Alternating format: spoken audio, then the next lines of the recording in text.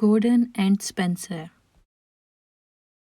The Fat Controller's engines like doing special jobs for him. It makes them feel really useful and important. One day, Gordon heard some exciting news.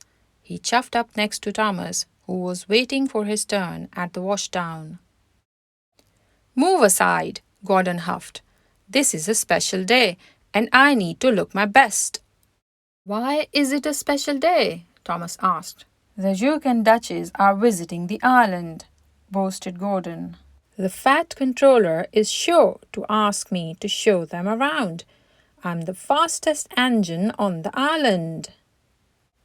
After Gordon had been washed and polished, he rushed off to meet the Duke and Duchess.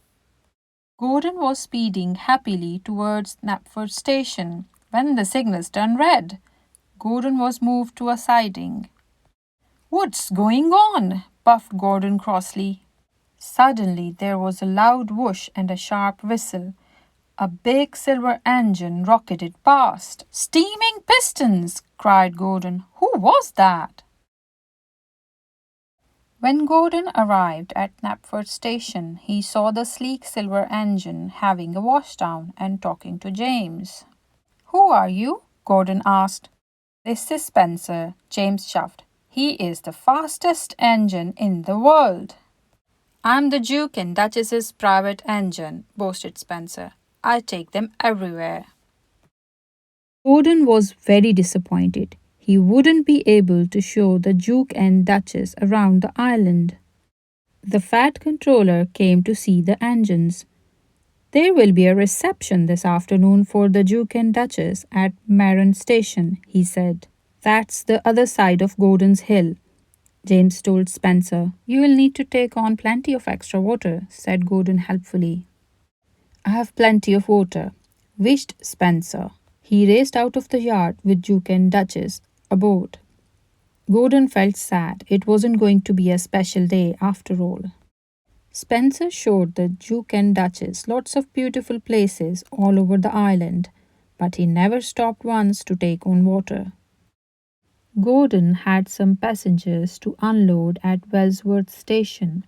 He was feeling more miserable than ever.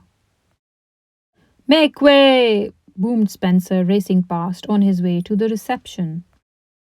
Big shiny show-off, Thomas noted. Don't forget water, shouted Gordon, but Spencer didn't listen. When Spencer reached Gordon's hill, he began to struggle. The hill grew steeper and steeper, and Spencer went slower and slower. He puffed, he panted, he pulled with all his strength, but it was no use. Spencer had run out of steam. Spencer's driver called the Fat Controller for help. I'll send one of my engines immediately, he promised. Station master went to find Gordon. The Fat Controller has an important job for you, he said. An engine is stuck on a hill.